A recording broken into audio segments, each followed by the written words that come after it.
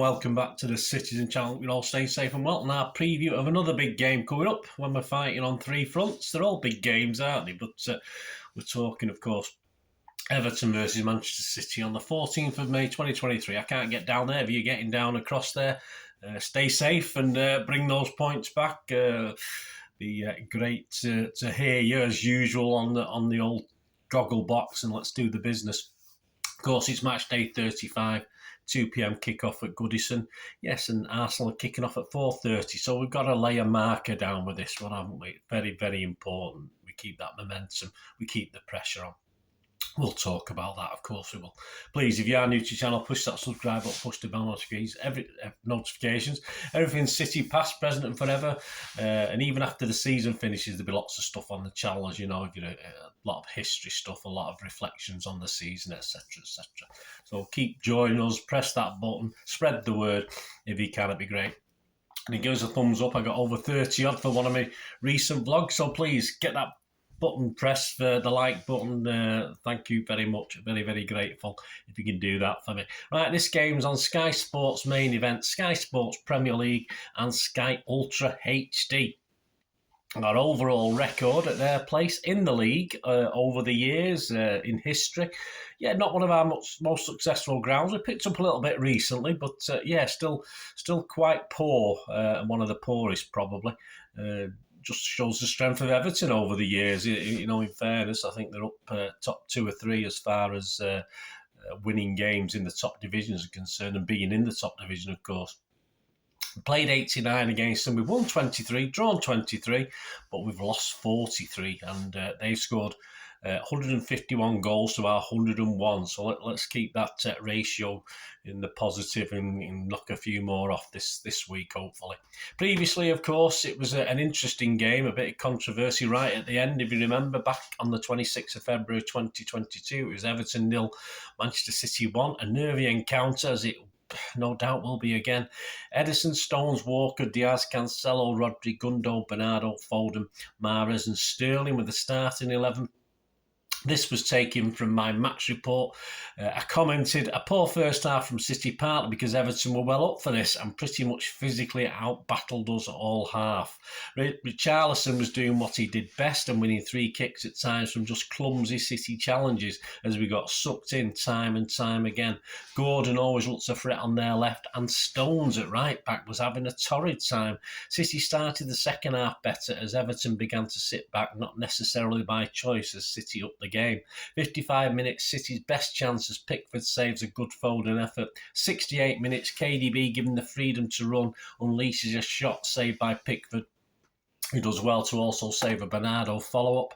82 minutes, finally a Bernardo cross deflected, but a Keane mistake, Keane the player mistake, hands it to Foden, who takes a touch and slots it casually in. Enough time for a bit more controversy though. At 85 minutes, what looks like a needless handball by Rodri looked handball all the way. I think we're down to here with the sleeve about handballs, aren't we? There's a few images knocking about at the time. But the VAR doesn't make it clear and obvious. Of course, some of the angles are a bit misleading as well. You can't really tell how far the ball is away from his arm or whether it's contact with his arm when you see some of the images. But not a clear and obvious area by the ref, said the VAR, so no further check, and we got away with it. Simple as that. Key stats, shot 6 for Everton, 2 on targets, although they did play well the first half. It didn't really trouble us too much. We had 13 shots, 8 on targets and 68% possession. Right, back to this game, back to this crucial game, of course, match day 35. We've got, one of the most, let's say, I don't think there's a referee currently in the Premier League that we have a worse record with than Anthony Taylor, and unfortunately he's in charge of this one. We played 37, won just 20, drawn 7 and lost 10. He's shown City players 56 yellow cards in those 37 games. He's shown 3 red cards. At this stage in the season, they become an absolute nightmare, of course. He has awarded us 7 penalties in 37 games. Not a fantastic ratio in this day and age. And he was last in charge was, of course, on the 15th of February in a successful win at Arsenal. Yeah, 3-1 at Arsenal. So we'll take that. So hopefully he behaves himself again. His linos, Gary Bezic, Adam Nunn, fourth official Graham Scott. On VAR, we got Craig Pawson. Assistant VAR, we got Dan Robotham. So how are Everton doing? Well, typical Dyche at Everton. After stuttering along, they went to Champions League chasing Brighton and turned into prime Barcelona for the night to stuff them on their own patch, of course. Yes, Brighton dominated all the key stats for this, apart from the goals. So from 5 shots on target for Everton, yes, they score 5 goals. We don't need that, do we? With 3 games left, the win took them out of the bottom 3. 2 points clear of Leeds and Leicester. Southampton are more or less down. I think they are down. I think mathematically with other teams to play each other, etc. And they'll be determined to try and stay out of the bottom 3, but defeat to City may see them end up back in the bottom 3. So there's a lot at stake for Everton, as there is for us. They've everything to fight for. And knowing Everton and Dyche, fight is the optimal word. And add clinicality if the last game against Brighton's anything to go by in front of goal at the Amex. This will be a real battle for City, as it always is at Goodison, no matter what the circumstances. After City, they've got Wolves away and Bournemouth at home. Both these teams are safe. So not a disaster if they get beat by City. They should be able to pick up points against those two. But obviously with a couple of games left, it gets more nervy. Of course it does. But what have they got to lose in front of their own fans? Their own fans will be up for it after that victory against Brighton. They'll be well up for it. We'll have to silence those because the longer it goes on, the worse it'll be. All right, they've only got 2 or 3 songs, but they can make a loud noise with them. And of course, they've got nothing to lose. They're going to go for this. It's not as though they're doing Liverpool a favour this season with the Beatles, which has been the case perhaps 3 or 4 of the last seasons when we've gone to Goodison. So they've been a bit, no, all right, we get beat. They want to win this. The current top scorers and assisters: Dwight McNeil, 7 goals, 3 assists. Demarai Gray, 6 goals, 1 assist. Aboulier Doucouré is 4 goals, 2 assists. Not prolific, obviously. Let's say that 5-1 victory was a real. Let's hope it was a flash in the pan at Brighton. Dyche also has been fairly loyal to the teams he's picked. He's not messed around too much with his team. Of course, he's had a poor return from that until last Monday, where it appears his patience was repaid. So I will not expect many changes for the visit of City as long as these guys are fit. And I think Dyche will also be aware that City, though a better recent record at Goodison, we've not always had things our own way, as we saw from that previous game. We got away with things. And Everton are always able to spring a surprise, not just at Goodison. I mean, they've done it at the Etihad, of course. They drew, that awful draw this season where City were poor. We're a lot better than that now, of course. But perhaps so at Everton.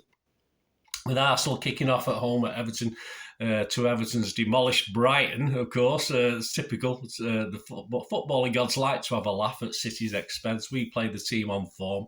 Arsenal play the team that got absolutely battered. So that's after this game. So we need to get 3 points as far as City is concerned to keep up the momentum and the pressure on Arsenal, of course. We don't want to give them any chink of light to grab onto. So that brings us to a tired, are we? Happy? Possibly. Confident? Should be. City squad, doesn't it? I mean, Pep, he's got to make changes. He'll deny it, but he's obviously got one big eye on the match next Wednesday, of course he has. We all have. But he has got players that have been moaning about tiredness before the Leeds game. Are they still doing it? We don't know who, how, or who's been doing this. For Pep, it's a matter of finding the right balance for this one, I think.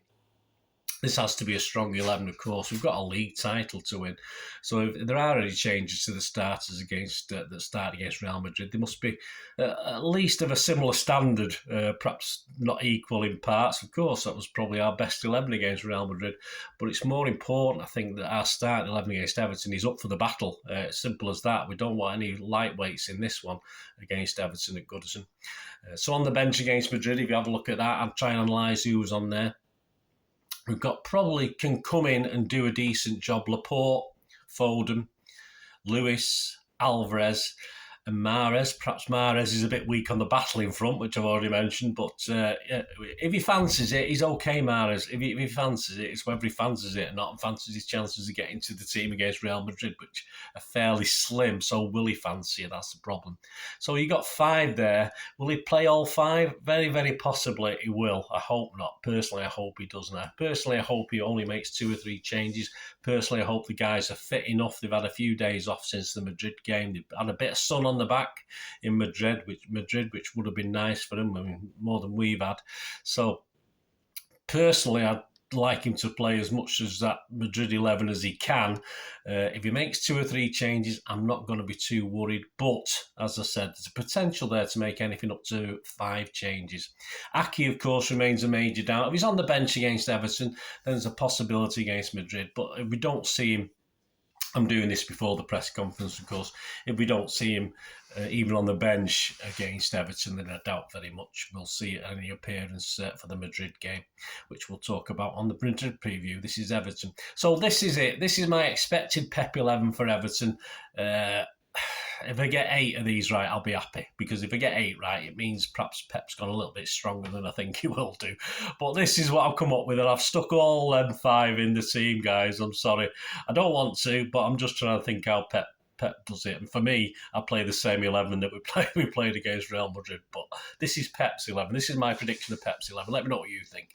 Edison, Walker, Laporte, Stones, Akanji, Rodri, Bernardo, Foden, Mahrez, Haaland and Alvarez. The dreaded 5 changes. What do you think? Let me know. It'd be great to hear from you. Well, there you go. Let's, predictions-wise, Andy Morrison's predicting a 3-1 for this.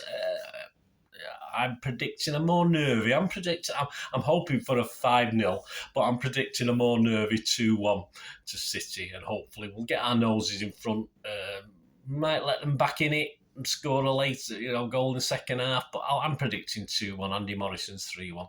Right, there you go. Please let me know your thoughts on the game. Right, quickly, we'll have a look at the value on the odds. Please, I don't condone gambling when the fun stops. These are all general prices, average prices. You can get better if you shop around on the 11th of May 2023 at noon UK time. Yes, all prices are averaged as such. To win the league, for instance, we've actually gone worse. The bookies have brought Arsenal in a little bit. They were 10-1 on average last week. They're coming to 8-1. So whether there's been money for them or the bookies are obviously with City fighting on 3 fronts and perhaps thinking we will take our eye off the ball. We've gone from 1-16 on to 1-12 on. It's all right, not massive, but there is a little bit of movement there from the bookies towards Arsenal. I'm sure it won't worry us, but it's interesting to see. Everton to be relegated, the 5th favourite, so the bookies are fairly sure they'll get out of this. The 3-1 to be relegated. The match odds themselves, City are 4-11 on, which is okay, not the shortest. You've got to get away from home for City. A draw is 4-1, and Everton are 8-1. So a bit of value for Everton fans if you fancy putting your old 25p on. I won't say 50p. I know money's short over Merseyside way. First goal scorer. Foden, of course, last season scored the only goal of the game. He's 7-1. Haaland has had 2 quiet games, so he's surely due a good game against Everton and Real Madrid. Fingers crossed. He's 9-4. And of course, how about from a corner or something? How about old Stonesy getting one against his old team? 25-1. He's not always done that well, I don't think, from memory. I might be wrong. Sometimes he's not played, he's been injured, etc. But how about that 25-1? On the Everton boys, you've got Dominic Calvert-Lewin, who seems to be back and fit and raring to go now, 12-1. Doucouré's 25-1. Anytime goal scorer, Foden's okay, 13-5. Mahrez 10-3. Calvert-Lewin is 9-2. Correct score. Andy Morrison's 3-1 is 10-1. My 2-1 is 8-1. A 1-1 draw, 9-1. I'm being negative. Everton a 2-1 win. God forbid, 28-1. Half-time, full-time, City, evens. Last year, of course, it was draw at half-time, City full-time. That's 10-3, which is pretty standard. A draw and a draw is 13-2. Everton 16-1. City at half-time, then a draw is 20-1, as is Everton at half-time, a draw 20-1. I don't want a draw. A draw's no good for us. Everton at half-time, City full-time, a massive 22-1. Yeah, won't be City unless we did something nervy like that, would we? Goals over under. Andy Morrison's over 3.5. You get a good 6-4 on that. Me over 2.5. Well, not bad. 4-7 on. I'd take that. Under 3.5 goals is 1-2. Not great. Under 4.5 goals, forget it. 1-5 on. Hat tricks and braces. Haaland hat trick 12-1. Yes. Feels a bit generous now. He's not doing or a bit tight because he's not been on fire the last couple of games. Haaland to score 2 or more and Alvarez to score 2 or more. You get 3-1 on Haaland. Alvarez, who has a habit, if he gets 1, he might get 2. He's 12-1. Calvert-Lewin, 33-1 to score 2 or more. Both teams to score, yes, the bookies like that. I know the bookies sort of like it as well. Yes, 19-20, which both myself and Andy Morrison think. No, is 5-6 on. Winning margin, City 1 goal is 11-4, 2 goal is 3-1, 3 goal is 5-1. Let's hope it's at least that. Everton a 1 goal winning margin is 10s and a 2 goal is 28s. And if you fancy the Everton, if you fancy a handicap, Everton +2. I think it's going to be 1 goal in the game. 4-5 on. That's interesting. And finally, before we finish, to score first, Everton are 3-1 to score first. Again, very, very possible. City are a bit mean at 1-3. No goals. 0-0. How about a 0-0 draw? 13-1 for no goals on the to score first market. So there you go. Let me know what you fancy. Well, let me know what you're doing. It will certainly be a very nervy game, I think. Well, me personally, if you're calm and cool, all credit to you. I wish I was, but I'm cooler with the Champions League games than I am with the Premier League games, in fairness. So, yes, my heart will be beating a little bit quicker from about 10-2 on Sunday afternoon. I just wish I was there because I'm not as panicky when I'm there. If I'm at the ground watching, I'm fine. I'm not too bad. If I'm having to watch on the old goggle box or watching a dodgy stream, which I do sometimes, yeah, I mean, as well as trying to make sure it doesn't freeze, yeah, I'm always a bit nervous. So there you go. Let me know what you think, guys. Let me know your predictions, etc., etc. I'll be back with the ratings show, of course, Sunday evening. I'm in work Monday, so I'll probably put the talking point show out.